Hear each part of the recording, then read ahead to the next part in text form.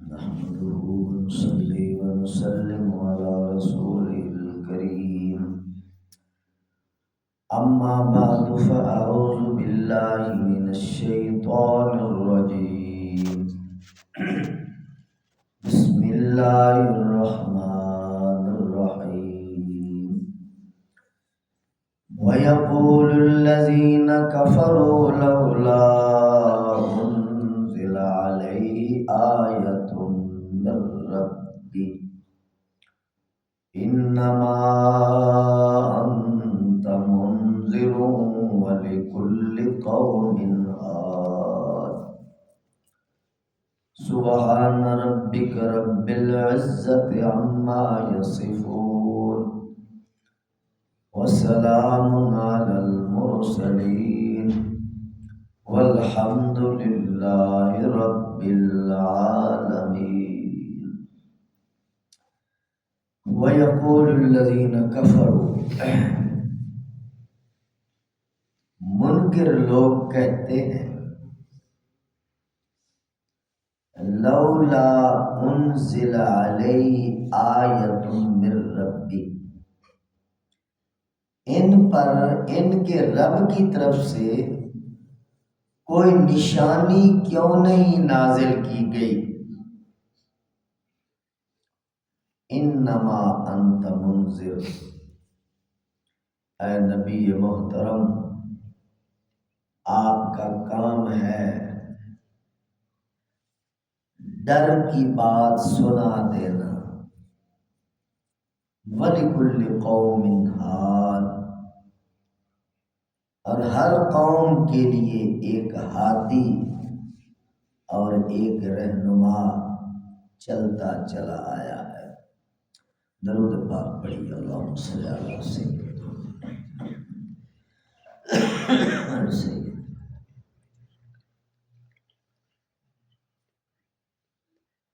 حاضرین محترم، واجب الاحترام قابل سب اکرام بزرگوں، دوستوں، بھائیو، عزیز،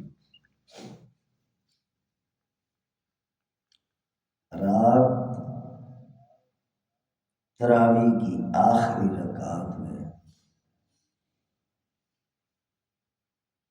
ہمارے قاری صاحب نے یہ آیت پڑھی تھی،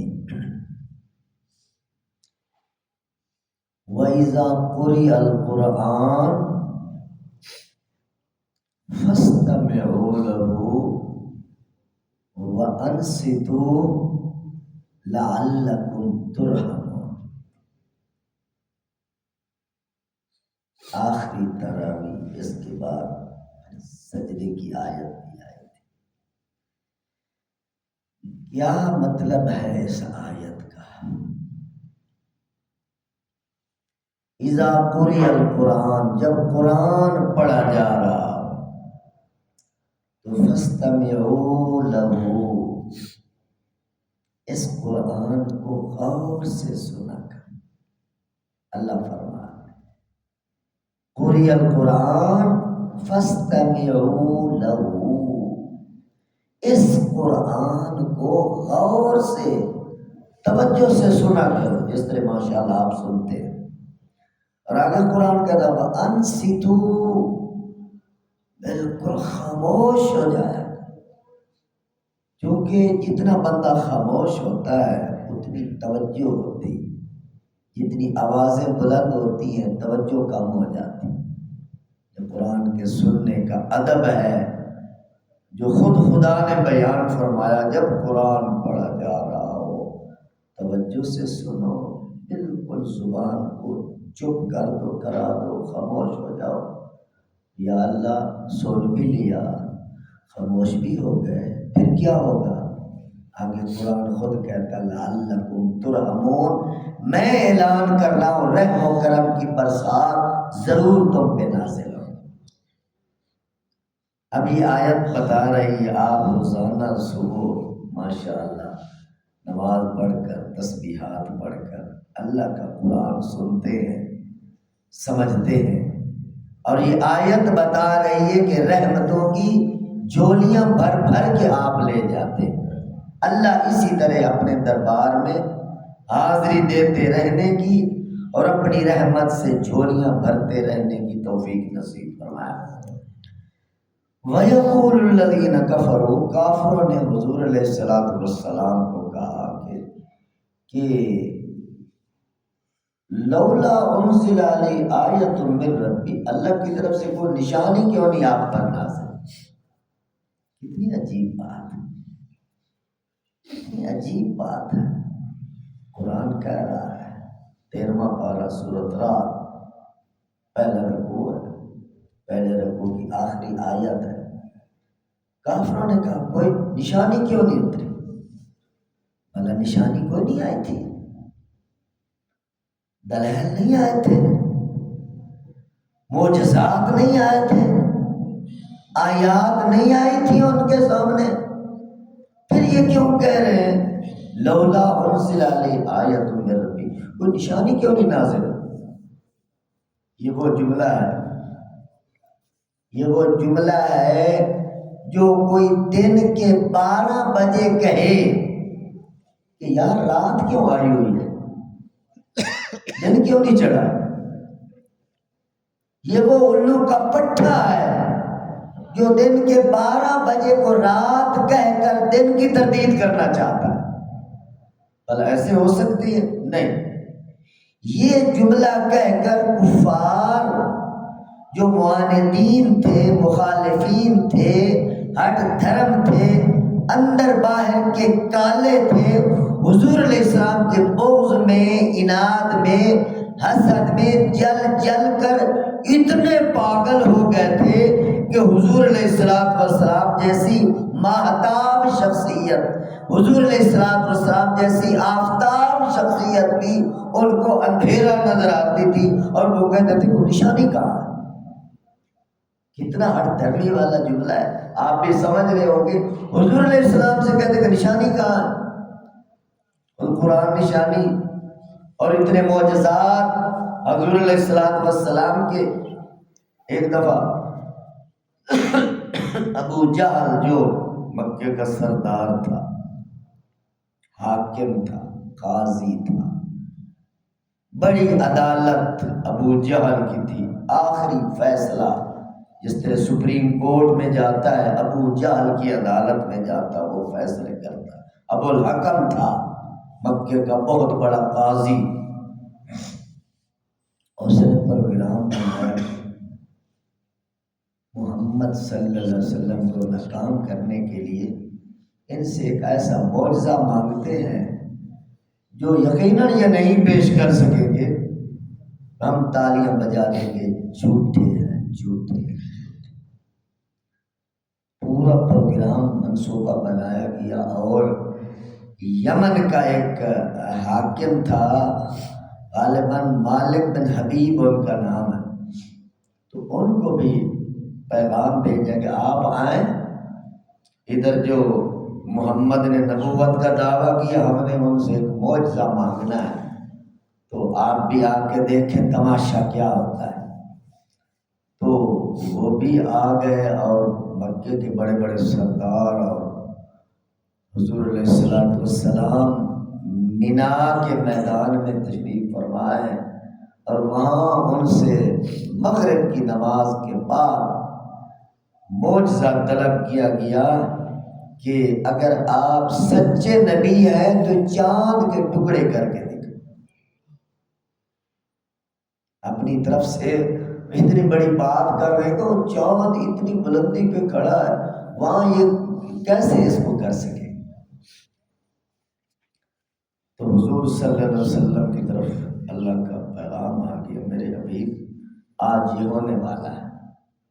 یہ بات عقیدے کی ہے کہ نبی جو معجزہ دکھاتا ہے وہ اپنی مرضی سے نہیں، اللہ کی مرضی سے دکھاتا ہے، کیونکہ نبی انسان ہوتا ہے، بشر ہوتا ہے، اور بشروں سے ممتاز اس لیے ہوتا ہے اس کے پیچھے ڈائریکٹ خدا کا ہاتھ ہوتا ہے، اللہ کی قدرت اس کے پیچھے چل رہی ہوتی ہے، جبھی تو وہ ایسے ایسے کرشمے دکھا دیتا ہے جو عقل کو حیران کر دیتے ہیں۔ تو انہوں نے مطالبہ کر دیا، ابو جہل بھی کھڑا ہے اور یمن کا وہ سردار بھی کھڑا ہے اور بھی بڑے بڑے جابر کافر متکبر کھڑے ہیں۔ تو حضور صلی اللہ علیہ وسلم نے اوپر چاند کو دیکھا اور انگلی مبارک کا اشارہ تھا، انگلی مبارک کے اشارے سے چاند کے دو ٹکڑے ہو گئے، ایک ٹکڑا ادھر چلا گیا ایک ٹکڑا ادھر چلا گیا، آنکھوں سے سب نے دیکھ لیا اور پھر آنکھوں کے سامنے اللہ پاک نے چاند کو ملا۔ آج سائنس یہ تحقیق پیش کر رہا ہے، کیونکہ سائنس بڑی ترقی کر گیا، سائنس دان کہہ رہے کہ ہم نے چاند کو بڑا قریب سے دیکھا ہے، بلکہ چاند کے اوپر بھی اترے، چاند کے اندر ایک لکیر ہے، چاند کے اندر ایک لکیر ہے، وہ لکیر میرے محترم دوستو وہ ہے جو محمد الرسول اللہ صلی اللہ علیہ وسلم نے مینا کے میدان میں کھڑے ہو کر کافروں کے سامنے چاند کو دو ٹکڑے فرمایا تھا، وہ لکیر ہے، آج بھی موجود ہے۔ تو اس کے بعد تو سب کو مان جانا چاہیے تھا، چونکہ فرمائشی معجزہ سامنے آ گیا، مگر ابو جہل نے پتہ کیا کہا تھا، جس کے دل پہ اللہ کی طرف سے تالے لگ جائیں، اور تالے ایسے نہیں لگتے جب بندہ بغاوت کی انتہا کر دے، جب دن کو بھی رات کہنے لگ جائے، کسی کے پیچھے پڑ جائے، بس بکواس ہی کرتا چلا جائے، پھر اللہ بڑی غیور ذات ہے، اللہ پھر جدرے لگا دیتے ہیں۔ تو ابو جہل نے کہا تھا، محمد صلی اللہ علیہ وسلم تیرا جادو آسمان پر بھی چل گیا، تیرا جادو آسمان پر بھی چل، پہلے زمین پر چلتا تھا اب آسمان پر، یعنی اس کو جادو کہہ دیا۔ مگر اللہ جسے ہدایت دینا چاہے اسے ملتی ہے، یہدی من یشاء الی صراط مستقیم، صراط مستقیم کی طرف خدا جسے چاہے ہدایت دیتا ہے۔ اب آپ حضرات کو اللہ نے یہ عنایت بخشی، آپ نماز پڑھنے کے بعد اللہ کا کلام سن رہے ہیں، درس قرآن سن رہے ہیں، یہ بہت بڑی سعادت اللہ کی توفیق کے بغیر نہیں ہو سکتی۔ تو مالک بن حبیب کے دل میں چوٹ پڑی، جو یمن کا سردار تھا، وہ حضور علیہ السلام کے پاس آیا اور کہنے لگا، محمد صلی اللہ علیہ وسلم آپ مجھے بتائیں کہ میرے دل میں کیا ہے، آپ مجھے بتائیں میرے دل میں کیا ہے۔ حضور علیہ السلام مسکرا پڑے، فرمانے لگے، یمن کے سردار یہ پوچھتے ہو میرے دل میں کیا ہے، میں آپ کو ایک اور بات بتاتا ہوں۔ آپ یمن سے تشریف لائے ہیں، یمن کے سردار ہیں، آپ کی ایک بیٹی ہے، حالانکہ حضور نے ان کو دیکھا ہی پہلی بار ہے، اور معجزے اللہ ظاہر فرما رہے ہیں، معجزہ ہے یہ، دوسرا معجزہ حضور بتا رہے ہیں کہ آپ کی ایک بیٹی ہے اور وہ بھی معذورہ ہے، ایک بیٹی ہے معذورہ ہے، آپ اس کے لیے بہت پریشان ہیں، آپ بڑے امیر آدمی ہیں، سارے وسائل ہیں، مگر بیٹی کے بارے میں آپ پریشان ہیں، ایک بیٹی ہے اور وہ مریضہ ہے، معذورہ ہے، دیکھ نہیں سکتی، آنکھوں سے نبینی ہے، چل نہیں سکتی، پاؤں سے معذور ہے، مگر اے مالک بن حبیب میں محمد کہہ رہا ہوں، آپ جب واپس گھر جائیں گے تو آپ کی بیٹی صحیح سلامت ہو چکی ہے۔ معجزہ اللہ کے نبی، سینکڑوں میل دور، کہاں یمن، کہاں مکہ المکرمہ میں وادی مینا، تو مالک بن حبیب کے دل میں اور تغیر پیدا ہوا، یار اگر یہ بات ہے تو پھر تو سچے بالکل، ضمیر جاگا، اندر ہلچل مچی۔ جب ہدایت کی طلب ہوتی ہے، بندہ چلتا ہے ادھر تو اللہ ضرور راہ کھولتا ہے، اور خود اپنے راستے بند کرتا چلا جائے تو پھر اللہ تو بے نیاز، اللہ فرماتے ٹھیک ہے جاؤ، نہیں آنا چاہتے تو جاؤ۔ تو مالک بن حبیب دوڑا یمن کی طرف، اور عجیب کیفیت ہے، محمد نے عجیب خبر دی ہے۔ تو جب گھر پہنچے تو رات تھی، دروازہ کھٹکھٹایا تو اندر سے آواز آئی، کون؟ انہوں نے بتایا کہ مالک ہوں۔ تو دروازہ کھولا گیا، دیکھا تو ان کی بیٹی ان کے سامنے کھڑی، اللہ، جو پاؤں سے معذور تھی، آنکھوں سے نابینا تھی، پاؤں سے چل کر آنکھوں سے دیکھ کر اس نے دروازہ کھولا اور باپ نے بیٹی کو سینے سے لگا لیا۔ سبحان اللہ، میرے بچے یہ آنکھیں کیسے آ گئی، یہ پاؤں کیسے ٹھیک ہو گئے؟ تو بیٹی کہنے لگی، ابا جی بس مجھے سمجھ نہیں آتی، کوئی ایسی کوئی کیفیت طاری ہوئی ہے کہ میں ٹھیک ہو گئی۔ تو مالک بن حبیب واپس انہی قدموں پہ واپس پلٹے مکہ کی طرف، اور حضور علیہ السلام کے قدموں میں آئے اور معافی بھی مانگی اور عرض کرنے لگے مجھے کلمہ پڑھا دیجیے۔ یہ مشرف اسلام ہوئے۔ تو بات عرض کرنے کا مقصد یہ کہ حضور علیہ السلام نے ایسے کئی معجزے دکھائے۔ درخت کھڑا تھا، حضور علیہ السلام نے درخت کو حکم دیا ادھر میرے پاس آئے، وہ درخت دوڑتا ہوا چیرتا ہوا زمین کو حضور کے قدموں میں۔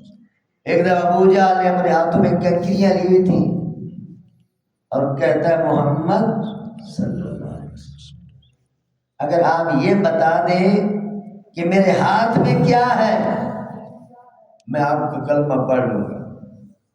تو حضور علیہ السلام نے فرمایا کہ چچا جان میں بتاؤں یا یہ بتائیں؟ اللہ، میں بولوں یہ بولوں؟ ابو جہل حیران کہنے لگا یہ بولے تو اور ڈبل معجزہ ہوگا۔ بات ہو رہی تھی تو اندر سے آواز آنے لگی، لا الہ الا اللہ محمد رسول اللہ۔ کنکر بول پڑے، پتھر بول پڑے، مگر انسان پتھر سے بھی گیا گزرا۔ ضد اور عناد اور ہٹ درمی کا گند اپنے دل کی سرزمین پر سجائے ہوئے یہ ساری زندگی محمد پاک کی مخالفت ہی کرتا ہے۔ تو بات کرنے کا مقصد یہ ہے کہ اس قوم کے لوگوں نے کہا لولا انزل علیہ آیۃ من ربہ، اور کوئی نشانی کیوں نہیں آئی؟ اتنے معجزات، اتنی آیات، اتنے دلائل، اتنے براہین، اور حضور علیہ السلام کی خود ذات گرامی کا چہرہ انور بذات خود بہت بڑا معجزہ تھا۔ اس لیے تو کافر کہتے تھے کہ آپ صادق ہیں، آپ امین ہیں، آپ سچے ہیں، آپ سچے ہیں۔ اور حضور علیہ السلام نے جو کلام پیش کیا، عرب کے بڑے بڑے بلیغ، بڑے بڑے ادیب، بڑے بڑے شاعر، وہ جب یہ کلام سنتے اور دیکھتے تو دانتوں میں انگلیاں ڈال لیتے، وہ کہتے ما ھذا من کلام البشر، یہ کسی بشر کا کلام نہیں، یہ کسی بشر کا کلام نہیں۔ یعنی وہ بھی مانتے تھے، جانتے تھے، مگر میرے محترم دوستو ہٹ دھرمی ایک ایسی چیز ہے جو بندے کو حق تسلیم نہیں کرنے دیتی۔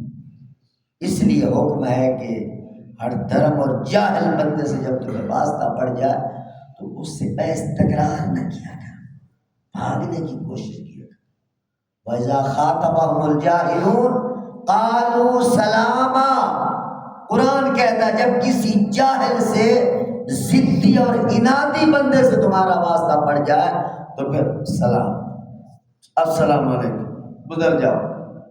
یہ سلام متارکت کہلاتا ہے، معاف کرو بابا، جان چھوڑو تم اپنی راہ میں اپنی، لنا اعمالنا ولکم اعمالکم لکم دینکم ولی دین، میرا دین میرے ساتھ، تیرا دین تیرے ساتھ، میرے اعمال میرے ساتھ، تمہارے اعمال تمہارے ساتھ۔ اگر ایک جاہل سے لڑنے لگو تو ثابت یہ ہوگا کہ جاہل ہیں دو، جاہل ہیں دو، لہٰذا جاہل بندے سے الجھنا نہیں چاہیے۔ ایک دفعہ حضرت عیسیٰ علیہ السلام بڑی تیزی کے ساتھ دوڑے آ رہے تھے، کوئی صاحب ملے، حضرت کیوں آج تیزی کے ساتھ بھاگے جا رہے ہیں، دوڑے جا رہے ہیں؟ تو حضرت عیسیٰ علیہ السلام نے فرمایا آج ایک ضدی بندے سے واسطہ پڑ گیا تو میں پریشان ہو کے جا رہا ہوں کہ اس پر کوئی قہر الہی گرے تو بیچ میں انہیں رگڑا جاؤں، اس لیے میں تیزی کے ساتھ۔ اللہ کے پیغمبر نے یہ کہا۔ اس بندے نے کہا حضرت آپ تو اسم اعظم جانتے ہیں، اسم اعظم پڑھ کے دعا کرتے اس کو ہدایت مل جاتی، آپ بھاگے جا رہے ہیں۔ تو عیسیٰ علیہ السلام نے جو جواب دیا وہ دل پہ رکھیے۔ عیسیٰ علیہ السلام نے فرمایا کہ جو ضدی بندہ ہوتا ہے، اناتی، ضدی، ہٹ دھرم، 2 اور 2 کو 5 کہنے والا ضدی ہٹ دھرم بندے پر قہر الہی کی مہر لگ چکی ہوتی ہے، اور قہر الہی کی مہر وہ مہر ہے جس کو اللہ کا پیغمبر بھی نہیں توڑ سکتا۔ ابو جہل کو کیوں نہیں ہدایت ملی؟ حضور پاک نے تھوڑی دعائیں کی تھی، اس کے دروازے پہ چل کر کتنی بار گئے تھے، مگر قہر الہی کی مہر لگ چکی تھی۔ ڈرنے کا مقام ہے میرے محترم دوستو۔ اللہ پاک کی ذات کے معاملات میں اتنے ضدی اور ہر دھرم نہ بن جائے کہ اللہ قہر کی مہر لگا دے۔ جب قہر الہی کی مہر لگ جائے گی تو میرے محترم دوستو یہ مہر اللہ کا پیغمبر بھی نہیں توڑ سکتا۔ جب مہر نہیں ٹوٹ سکتی تو پھر ہدایت اندر کیسے جا سکتی ہے؟ لہٰذا ڈرنے کا مقام ہے اس دنیا کے اندر جھک کر اپنے آپ کو عاجزی کے ساتھ اللہ کے قرآن کے سامنے، اللہ کے کلام کے سامنے سرنڈر کر دے اور عاجزی کے ساتھ ہدایت کو طلب کر دے۔ چونکہ جتنے لوگ عاجز رہے ہیں وہ کامیاب ہوئے ہیں، پا گئے ہیں، اور جتنے لوگ آکڑے رہے ہیں، متکبر مغرور رہے ہیں، وہ ناکام رہے ہیں۔ اللہ مجھے اور آپ سب کو اپنے عاجز بندوں میں شامل فرمائے، اور اللہ سرکش اور متکبر لوگوں کے قافلے سے ہم سب کی حفاظت فرمائے۔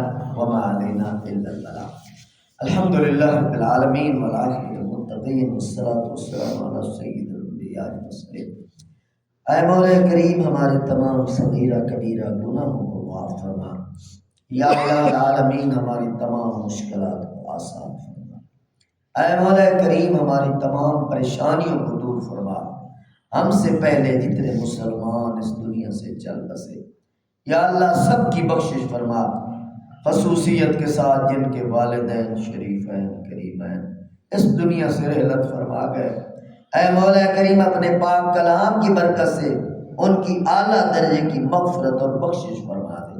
جتنے احباب درس قرآن سننے کے لیے تشریف فرما ہے، سب کی خالی جھولیوں کو اپنی رحمتوں اور برکتوں سے لبریز فرما دے۔ سب کی تمام نیک حاجات خزانہ غیب سے پوری فرما۔ اے کریم اللہ جس طرح تیرے دربار میں تیرے قرآن کی محفل سجائے بیٹھے ہیں، اسی طرح ہم سب کو جنت الفردوس کی محفل نصیب فرما۔ وصلی اللہ تعالی علی حبیبہ وخیر خلقہ سیدنا محمد وآلہ وصحبہ اجمعین۔